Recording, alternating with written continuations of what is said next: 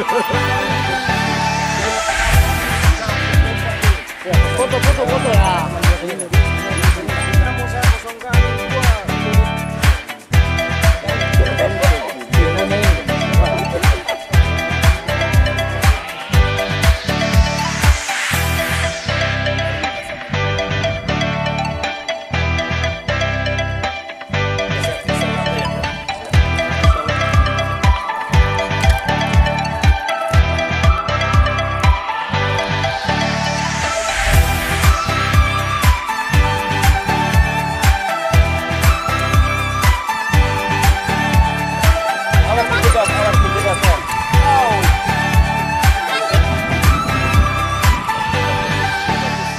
Insya Allah nanti dari Batalion Sipur 8, Kodam 14 Hasanuddin akan segera membangun kembali jembatan ini.